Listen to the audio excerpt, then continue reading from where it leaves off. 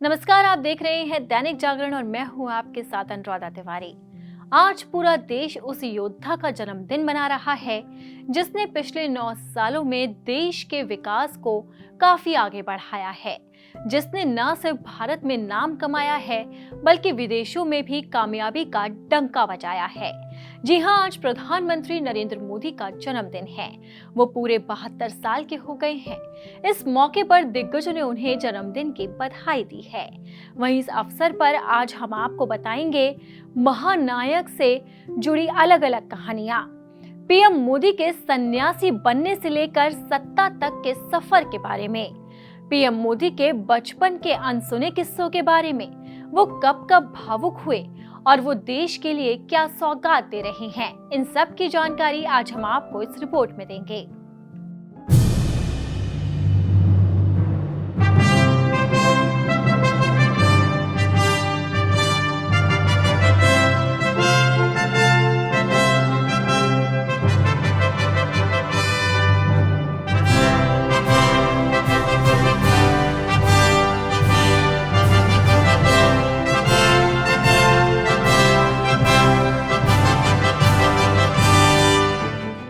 मुश्किल सफर में चलकर जो कामयाबी की दास्तां लिखता है वही सिकंदर कहलाता है। देश के सिकंदर हैं नरेंद्र मोदी। पीएम मोदी ने हर पड़ाव पर कई मुश्किलों का सामना किया है। अपने हर पड़ाव को उन्होंने पथरीले रास्तों पर चलकर ही पार किया, चाहे बचपन से लेकर युवावस्था का दौर रहा हो या फिर युवा से लेकर सत्ता का सफर हो। उनके रास्ते में लाखों मुश्किलें आई, लेकिन वो कभी ना झुकने वाली सोच रखकर आगे बढ़ते चले गए और वो दिग्गज नेता बन गए जिसके सामने दुनिया सिर झुकाती है। तो पीएम मोदी के जीवन के संघर्ष से लेकर सत्ता तक का सफर कैसा रहा, देखते हैं। 17 सितंबर साल 1950 ये वो दिन था जब गुजरात के वडनगर में एक बेहद ही साधारण परिवार में एक बच्चे का जन्म हुआ और उस बच्चे का नाम रखा गया नरेंद्र दामोदर दास मोदी। उस वक्त किसी को नहीं पता था कि हीराबा के घर जन्मे मोदी केवल परिवार का सहारा नहीं है, बल्कि वो ऐसा धुरंधर है जो वडनगर की गलियों से सत्ता के सिंहासन का सफर तय करेगा। अपने 73 साल की उम्र में पीएम मोदी ने कई कठिनाइयों को पार किया है। जिस उम्र में बच्चे उड़ान भरने के सपने देखते हैं, उस उम्र में पीएम मोदी ने चाय बेचने से लेकर नाटक मंचन किया।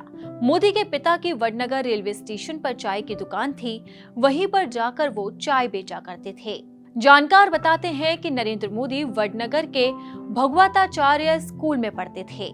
पढ़ाई में नरेंद्र मोदी औसत छात्र थे, लेकिन पढ़ाई के अलावा बाकी गतिविधियों में वो बढ़ चढ़कर हिस्सा लेते थे।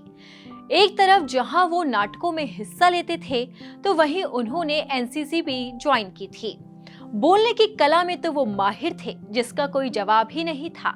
हर वाद विवाद प्रतियोगिता में मोदी हमेशा अव्वल आते थे। पीएम मोदी की पढ़ाई में ज्यादा रुचि नहीं थी, इसीलिए अक्सर उनके परिवार वाले सोचते थे कि वो बड़े होकर क्या करेंगे।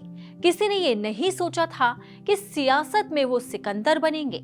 यहाँ तक कि खुद मोदी ने बचपन में सियासत में जाने का सपना तक नहीं देखा था, बल्कि वो तो सन्यासी बनना चाहते थे। नरेंद्र मोदी को साधु संतों को देखना बहुत अच्छा लगता था। सन्यासी बनने के लिए नरेंद्र मोदी स्कूल की पढ़ाई के बाद घर से भाग गए थे और इस दौरान मोदी पश्चिम बंगाल के रामकृष्ण आश्रम पहुंचे और इसी के साथ ही वो घूमते रहे।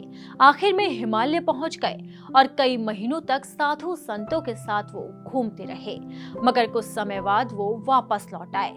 घर वापसी के बाद पीएम मोदी का राजयोग शुरू हो गया। इसके बाद ही उन्होंने सियासत में जाने का फैसला किया। साल 1967 में 17 साल की उम्र में उन्होंने आरएसएस की सदस्यता ले ली। इसके बाद 1974 में वो नव निर्माण आंदोलन में शामिल हुए। फिर 6 साल बाद वो समय आया जब मोदी ने राजनीति की दहलीज पर पहला कदम रखा। 1980 के दशक में मोदी गुजरात की इकाई में शामिल हुए। इसके बाद तो जैसे मानो कि वो सियासत की सीढ़ियां चढ़ते चले गए और सफलता हासिल करते चले गए। साल 1988 और 89 में वो बीजेपी की गुजरात इकाई के महासचिव बन गए। नरेंद्र मोदी ने लाल कृष्ण आडवाणी की 1990 में निकाली गई सोमनाथ अयोध्या यात्रा में भी हिस्सा लिया था और उन्होंने एक अहम भूमिका अदा की। इसके बाद वो बीजेपी की ओर से कई राज्यों के प्रभारी बनाए गए। पीएम मोदी को 1995 में भारतीय जनता पार्टी का राष्ट्रीय सचिव और 5 राज्यों का प्रभारी नियुक्त किया गया। इसके बाद साल 1998 में उन्हें महासचिव बनाया गया। इस पद पर वो अक्टूबर साल 2001 तक रहे, लेकिन 2001 में केशुभाई पटेल को मुख्यमंत्री से हटाने के बाद मोदी को गुजरात की कमान सौंपी गई। मोदी को जैसे ही सीएम की जिम्मेदारियां मिली, वैसे ही उनके सामने कठिन डगर भी आ गई। गुजरात भूकंप से लेकर गोधरा कांड तक उन्होंने कई आरोपों का सामना किया। बावजूद इसके जनता ने उन्हें अपनी सिराहों पर बैठाया। साल 2002 के बाद 2007 और 2012 के विधानसभा चुनाव में उन्हें महाविजय मिली। इसके बाद गुजरात की राजनीति से निकलकर वो दिल्ली आकर देश के दिल में आ बसे। साल 2014 के लोकसभा चुनाव में उन्हें अभूतपूर्व जीत हासिल हुई। इसके बाद साल 2019 में भी उन्हें जनता का प्यार मिला और अब वो 2024 में भी लोगों के दिल में उतरने का ख्वाब देख रहे हैं। अब वो सपना साकार होगा या नहीं, ये तो वक्त ही बताएगा। जब तक जीवन में संघर्ष न हो, तब तक सफलता नहीं मिलती।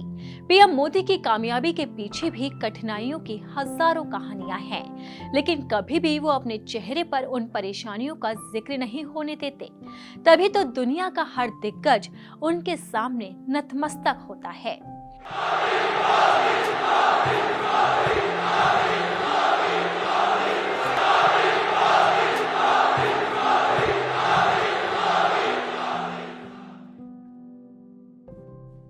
पीएम मोदी का जीवन एक खुली किताब की तरह रहा है, लेकिन कई लोगों के लिए पीएम मोदी के जीवन की कई कहानियां अनकही है, कई किस्से अनसुने हैं, जिन्हें जानने के लिए लोग अक्सर बेकरार रहते हैं। पीएम मोदी का बचपन कैसे बीता, उन्होंने अपना जीवन कहाँ बिताया, उन्होंने बचपन में क्या क्या किया, इन सवालों के जवाब को जानने के लिए ये रिपोर्ट देखते हैं। गुजरात के वडनगर में जन्मे नरेंद्र मोदी को बचपन से ही साधु जीवन और संन्यास बहुत पसंद था। एक बार तो वो घर छोड़कर ही चले गए थे। 6 भाई बहनों वाले परिवार में नरेंद्र मोदी का बचपन गरीबी में बीता है। उनके पिता की वडनगर रेलवे स्टेशन पर चाय की दुकान थी और वो स्कूल से आने के बाद चाय की दुकान को संभालते थे। नरेंद्र मोदी की स्कूली शिक्षा बदनगर में ही पूरी हुई। पढ़ाई में अच्छे होने के साथ साथ वो शेरो शायरी के लिए भी जाने जाते थे। इसका असर आज भी उनके भाषणों में दिखाई देता है। उनकी आवाज और अभिनय कौशल की चर्चा तो उनके स्कूल तक होती थी। इतना ही नहीं, नरेंद्र मोदी बचपन से ही एक अच्छे तैराक भी रहे हैं। नरेंद्र मोदी के बचपन की एक कहानियां भी शानदार है। वो अपने बचपन के दोस्त के साथ शर्मिष्ठा सरोवर गए थे और वहां से उन्होंने एक मगरमच्छ के बच्चे को पकड़ लिया था। तब उनकी मां हीराबेन ने उन्हें समझाया कि बच्चे को मां से अलग नहीं करना चाहिए, ये कितनी बुरी बात होती है। मां की बात समझ में आने के बाद उन्होंने मगरमच्छ के बच्चे को वापस ही झील में छोड़ दिया था। प्रधानमंत्री नरेंद्र मोदी से जुड़ी एक कहानी ये भी है कि उनके मामा ने उन्हें सफेद कैनवस के जूते खरीद कर दिए थे। घर में नए जूते खरीदने के पैसे नहीं थे। जब नए जूते मिल गए तो उन्हें साफ करने की जद्दोजहद शुरू हो गई। उनके पास पॉलिश खरीदने के पैसे नहीं थे। ऐसे में उन्होंने एक अलग तरीका निकाला और स्कूलों में बची हुई चौक लेकर आने लगे। इसके चौक का पानी भिगोकर उन्होंने पॉलिश बना दी और अपने जूतों पर लगा दी। नरेंद्र मोदी का बचपन काफी गरीबी में बीता। उन्होंने हाई स्कूल की पढ़ाई भी गुजरात से की। स्कूल का रजत जयंती वर्ष आने वाला था और स्कूल में 4 दीवारी नहीं थी। स्कूल के पास इतना पैसा नहीं था कि वो 4 दीवारी बना सके। प्रधानमंत्री नरेंद्र मोदी ने मन में ठान लिया कि वो स्कूल की बाउंड्री वॉल को बनवा कर रहेंगे। इसके लिए उन्होंने नाटक तैयार किया और फिर अपने साथियों के साथ मिलकर नाटक का मंचन किया और नाटक से जो धनराशि जमा हुई उन्होंने उससे स्कूल की चारदीवारी बनवाई। पीएम मोदी की जिंदगी बेहद ही कठिनाइयों में बीती है, लेकिन वो कभी भी मुश्किलों का जिक्र नहीं करते, बल्कि हमेशा ही कामयाबी की कहानी बताते हैं। उनके इसी अंदाज की तो दुनिया कायल है। पीएम मोदी ने जब से देश की कमान संभाली है, तब से उन्होंने भारत को विकास की राह पर आगे बढ़ाने के लिए कई तरह के कठोर फैसले किए हैं, जिसकी वजह से उन्हें काफी सख्त मिजाज का व्यक्ति भी माना जाता है। लेकिन कई मौकों पर पीएम मोदी की ऐसी तस्वीरें भी सामने आई है जहां पीएम मोदी खुद के आंसुओं को रोक नहीं पाए हैं। तो आइए जानते हैं ऐसे वो कौन से 5 पल हैं जब पीएम मोदी पूरे दुनिया के सामने भावुक हो उठे।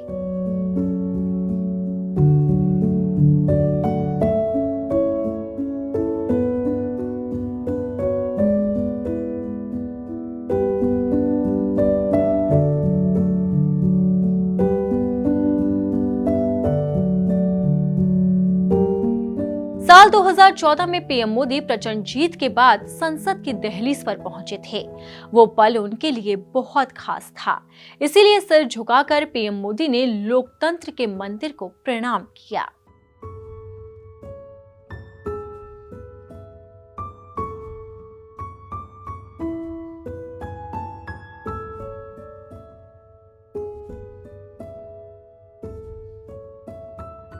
पीएम मोदी कभी भी अपनी मां के संघर्ष की कहानी का जिक्र नहीं करते थे, मगर जब वो अमेरिका में फेसबुक के हेडक्वार्टर पहुंचे, वहां मार्क जुकरबर्ग से बातचीत करते हुए वो भावुक हो गए। दुनिया की इतनी बड़ी डेमोक्रेसी ने एक चाय बेचने वाले को अपना नेता मान लिया।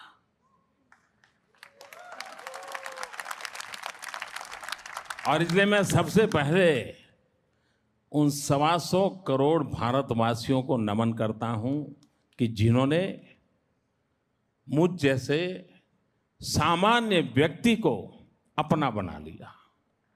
दूसरी बात है, बहुत सामान्य परिवार में से कैसे गुजारा करना,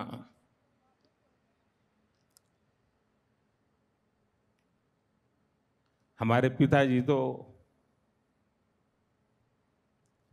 रहे नहीं है,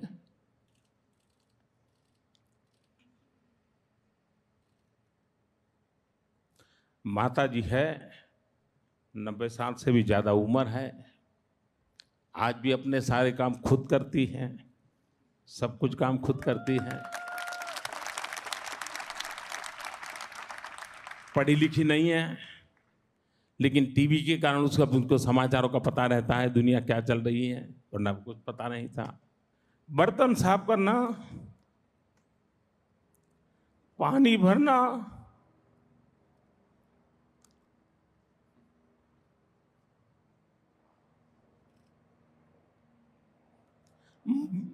मजदूरी करना,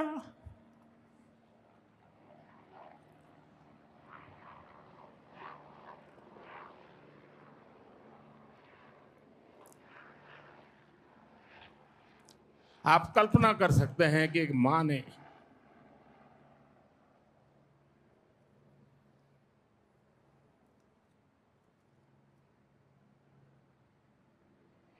अपने बच्चों को बड़ा करने के लिए कितना कष्ट उठाया होगा। पीएम मोदी की जिंदगी में मां क्या मायने रखती है, इस सच से हर कोई वाकिफ है। और वो पल तो बेहद ही पीएम मोदी के लिए मुश्किल भरा था, जब उनकी मां हीराबेन उन्हें हमेशा हमेशा के लिए अलविदा कह गई।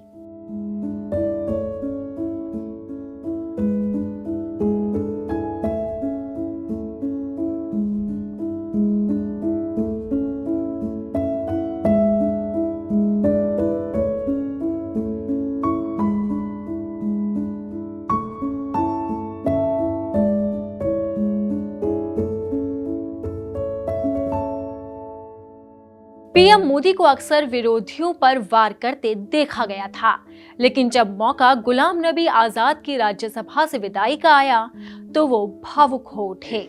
हम सभी जो सांसदगण हैं उन्होंने उनसे ये सीखने जैसी चीज है और इसलिए मैं उनका आदर भी करता हूं। और उन्होंने जम्मू कश्मीर में जो चुनाव हुए उसकी तारीफ की। उन्होंने कहा कि बहुत लंबे समय से, और उन्होंने ये भी कहा कि मेरे दिल में जम्मू कश्मीर विशेष है और स्वाभाविक भी है। उनके दिल में ये होना, पूरे हिंदुस्तान के दिल में जम्मू कश्मीर उसी भाव से भरा पड़ा हुआ है।